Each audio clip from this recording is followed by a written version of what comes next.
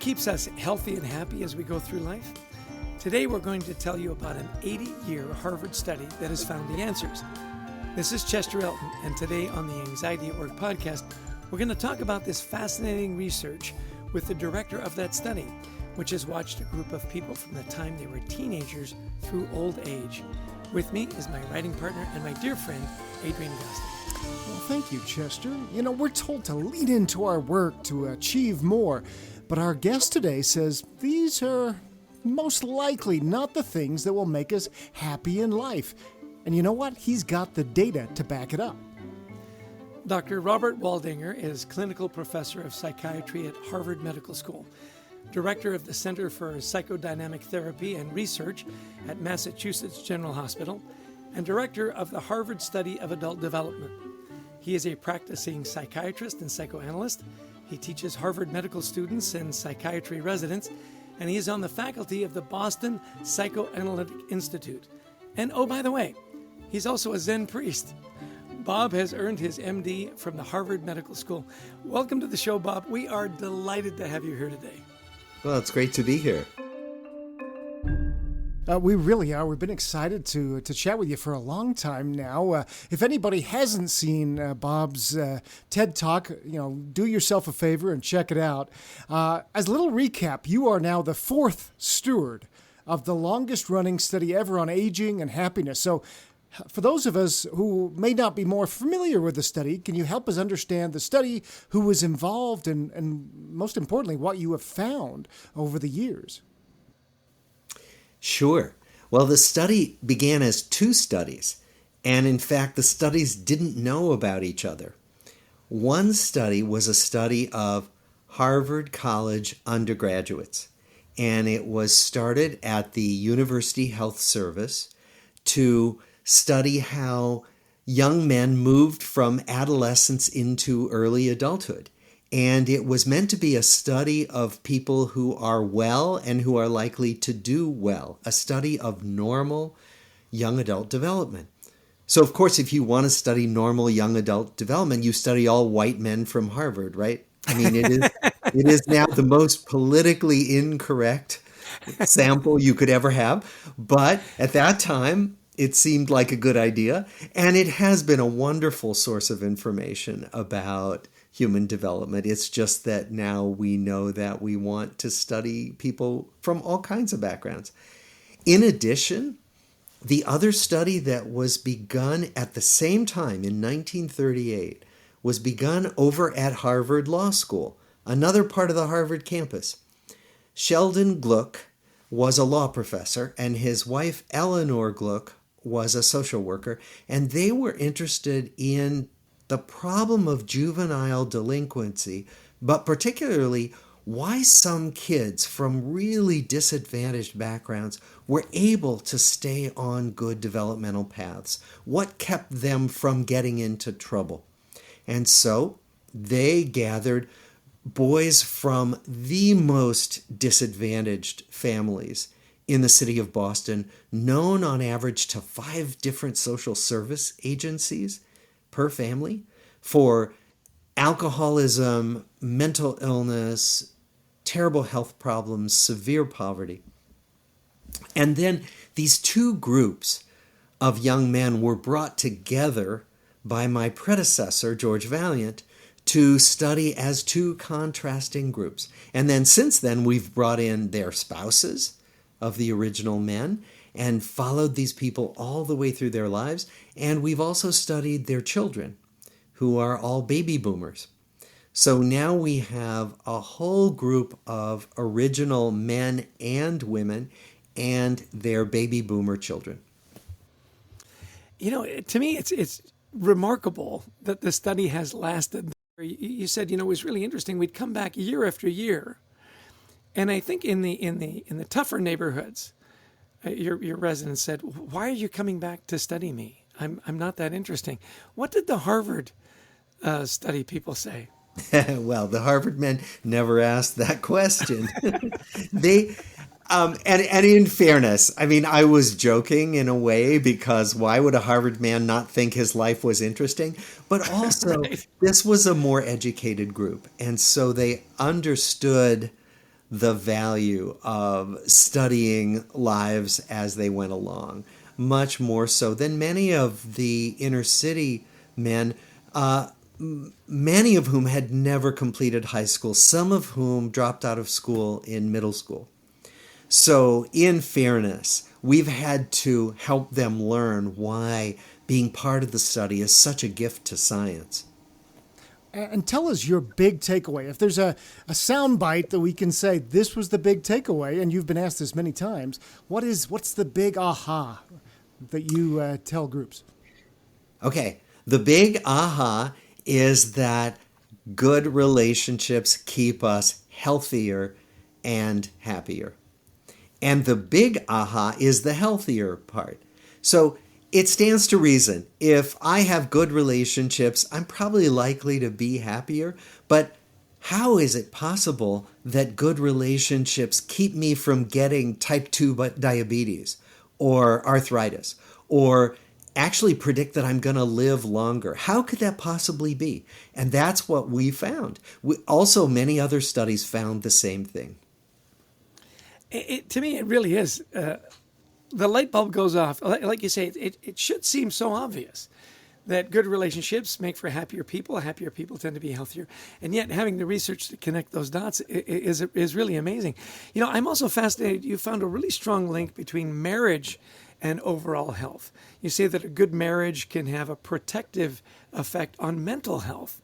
Can you expound on that a little bit? Yes, we were interested in studying marriage because in that generation, so the World War II generation, if you will, almost everybody was married. Okay. And our question was, what role does marriage play in one person's development? And so we asked people the same questions about their marriages 8 different times over 50 years. And that allowed us to construct little graphs, little trajectories of marital satisfaction through the lifespan. And so what we found was, first of all, that marriage does convey the benefits of living longer, being happier, but also that marital satisfaction changes as we go through life. So we found, for example, that we're happiest in our relationship when we first get together. Not a surprise, right? When we're all excited to be together with this new partner. And then marital satisfaction goes down when the first child is born, if the couple has children. And then what we found was that marital satisfaction goes back up again when the last child leaves home. And then we also found that marital satisfaction only goes down again if children come back to live at home. You know, I'm laughing so hard because I have 4 kids. They've all left, and almost to a person, at some point they came back. So it's that rotating door. I love that you've got the data to back that up. Yeah, I love the ups and downs. And I want to talk a little bit about the children of the participants, because I think that's interesting. There's what's that told you as you studied the children of the original participants? If, for instance, you know, if an original participant was happy, do you have more happy kids? If they're more successful, do they create more anxiety? Were there any links that you found that were maybe interesting? We are still studying that. So we spent years collecting the data, and now we're spending years analyzing the data. And what we're finding is that one pattern doesn't fit all, as you might imagine. That for some people, certainly happier parents, happier childhoods lead to or are correlated with happier adult lives for the children. For other people, other things intervene. So I'll give you an example. Many of the people in our second generation sample reported that they were bullied as children, often by other kids, often at school. And one of the things we know is that bullying has a very powerful negative effect on children's development. So some of these kids grew up to be fearful, more withdrawn people than they might have been, despite having happy homes and very well-meaning parents. So all kinds of things happen to us in our lives that don't just depend on our parents. That said, parents turn out to be really important. Yeah. There's so many variables, aren't there? And I know your database now, you have literally hundreds of thousands of data points. And trying to see trends, certainly you can see that. Really interesting that you say there's always exceptions. There tend to always be exceptions, depending on what that happens. But, Adrian and I, our latest book is Anxiety at Work. And so we thought it would be really interesting to ask you, what have you learned about managing stress and anxiety from the study and relationships? Is there any kind of correlations? Oh, huge correlation. So our question for the last 10 years in our research has been, how do relationships affect your health? How could it be possible that relationships actually get into your body and change your body? How does that work? And our best hypothesis, and the best hypothesis of many researchers, it's not just ours, is that relationships, when they're good, are stress regulators. They are, if you will, emotion regulators. So think about having a really bad day. Something really upsetting happens to you during your day. And then you go home and there's someone you can talk to. Someone who's a good listener, someone who's sympathetic, and you can unload and talk about how bad things were. You can literally feel your body calm down. And what we believe, and there's some good evidence for this, is that the body has the fight or flight response, where we get revved up in response to stress, and that's a good thing, so that we're prepared to cope with a stressor, cope with a threat out there. But then the body is meant to calm down afterwards. And so imagine if you're chronically, all the time, in fight or flight mode, if your body never quite calms down from stressors. So we think that one of the main functions of good relationships is that they help the body come back to equilibrium after it's been stressed. And that's a big part of our research now. Bob, that's one of the clearest definitions and explanations I think I've ever heard about why relationships are important. I love that idea. Hey, when people are listening to this, they're going to be saying, I want to learn more. Where would you point them to learn more about your work? Well, we're going to have a book coming out in January. Awesome. And so you can order it even now on Amazon. You can pre-order it. It's and called the book is titled? It's called The Good Life. So if you look up The Good Life and Waldinger, you could order it. But that won't be out till January. We have a website, adultdevelopmentstudy.org. How's that for a mouthful? And we also have our foundation website, which is lifespanresearch.org. Now, one of the things that many people don't know about you is that you are a Zen priest. And so this is really intriguing. How did that influence your work? And also, how has the study influenced your thinking as a Zen practitioner? Tell us a little bit about that. Yeah.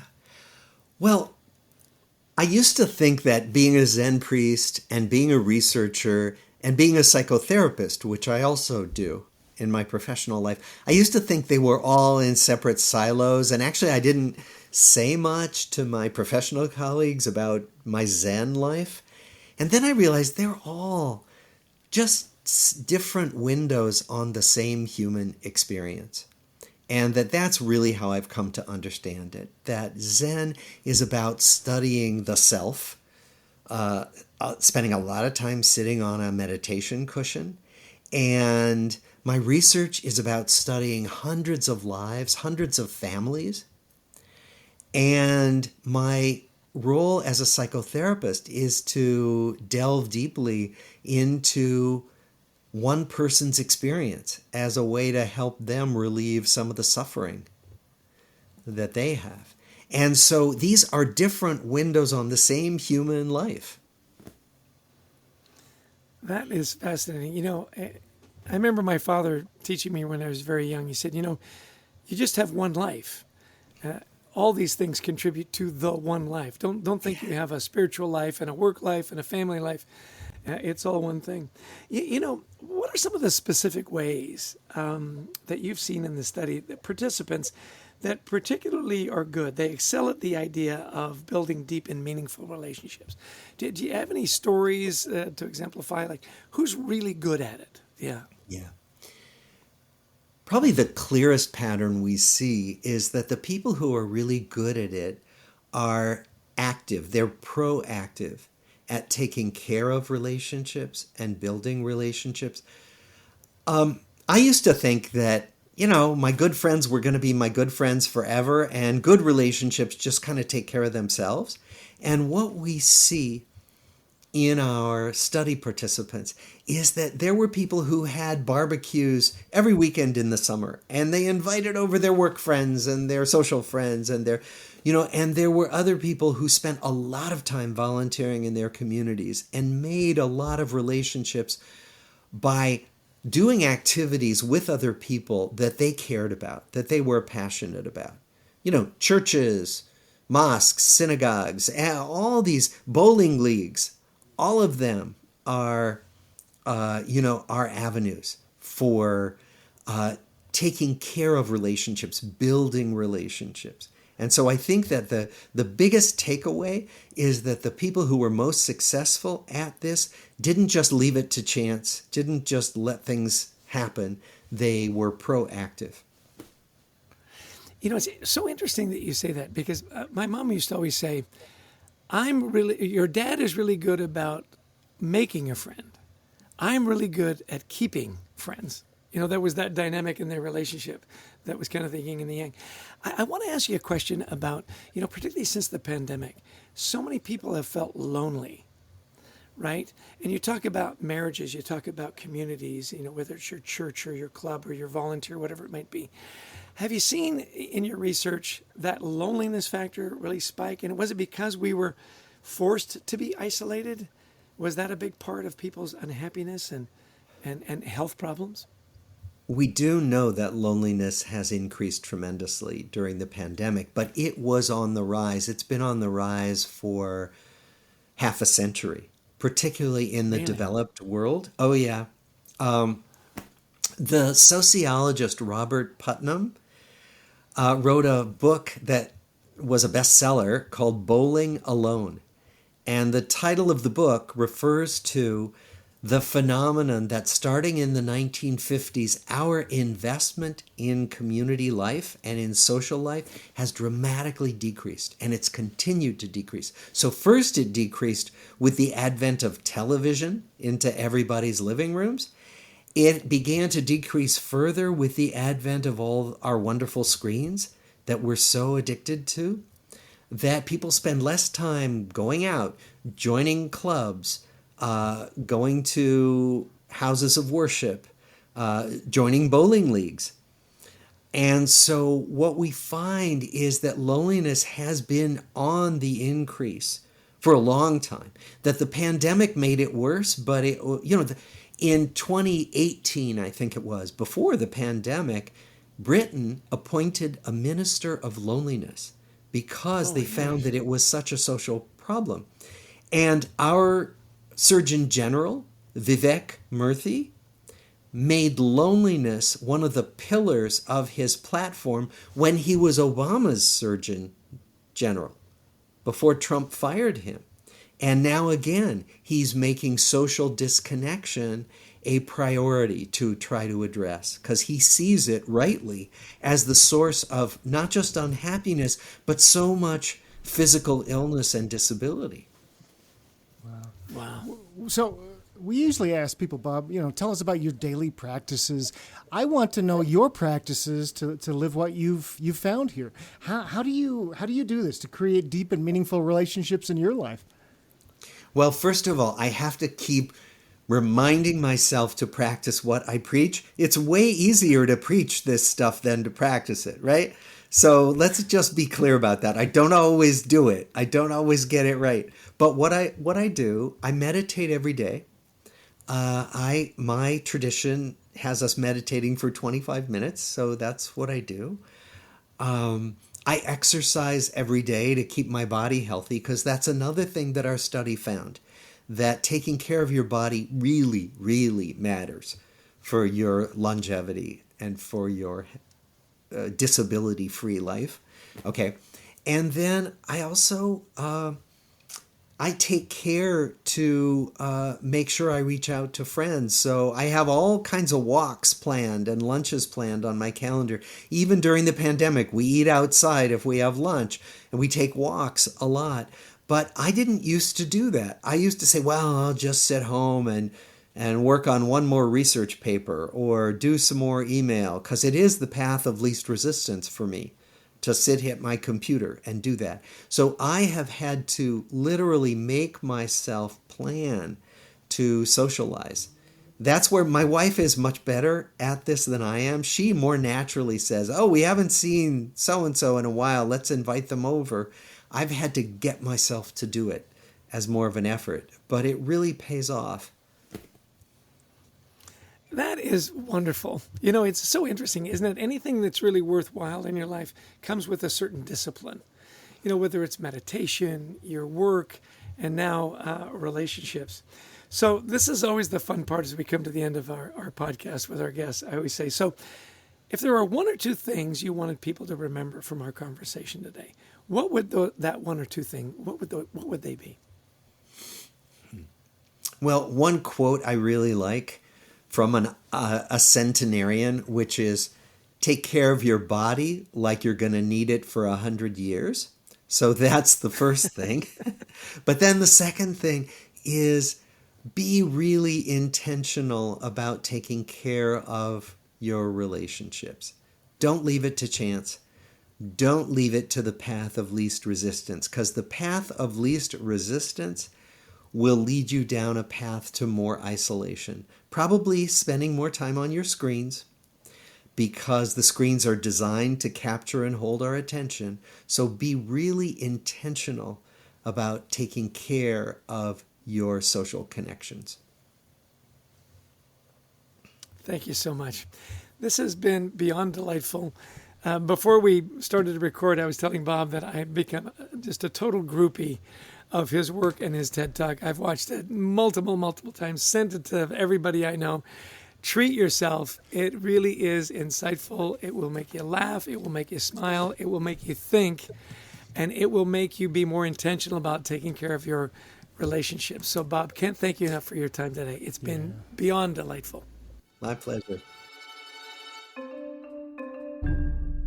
Well, Chess, as groupies, as fans of behavioral health, this was a home run. Getting Dr. Bob Waldinger of Harvard Medical School on the show today, talking about, again, the biggest study and the longest study ever conducted on human happiness, and wow, I mean, what were your takeaways? Well, first off, that Bob is probably the happiest guy we've ever met. You know, he does practice what he preaches, and I just found it so interesting the way it all has come together and how it keeps morphing and how they keep looking for new ways to look at the data and generationally. I didn't know that the two studies were initially independent studies. You know, my takeaway was that they wanted two different groups, and yet that wasn't true. And how do people make it through, you know, tough times and tough neighborhoods? And how do the privileged go about doing it? And how does it ripple through generations and their kids and so on? Just such great information. And then I loved your question where you said, what is the one big aha?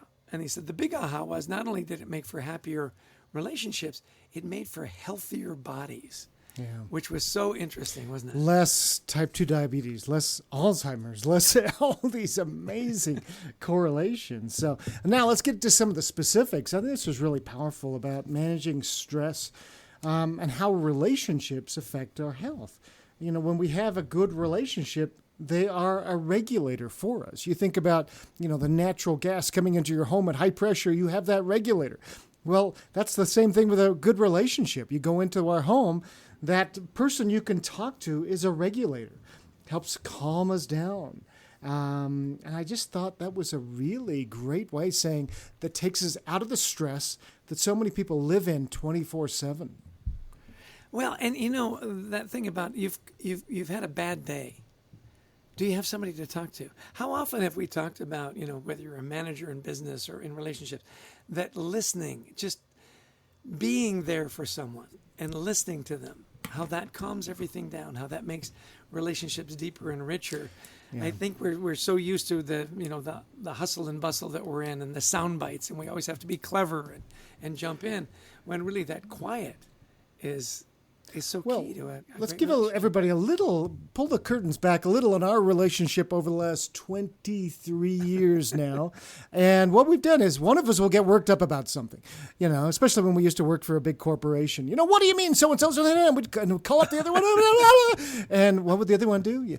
Okay. And they would listen. They would respect. They wouldn't say, no, that's not true. They would, oh, yeah, I can see. Oh, my gosh. And they'd be calm. And all of a sudden, our stress levels would come down. And we've played that role of regulator for each other for a long time.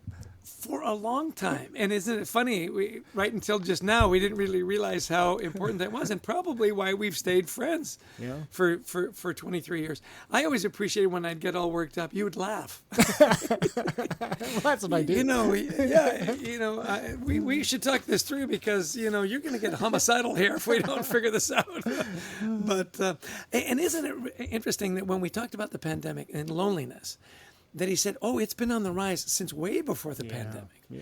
That the UK even had a minister of loneliness, which along with the minister of funny walks there, which is a completely different thing. But yeah, if you're a Monty Python fan, you got that. If you didn't, you're like, what the heck is Adrian talking about? And this idea of it started with TVs. Yeah. When people had a TV, and now we've got screens, and now fewer people are joining,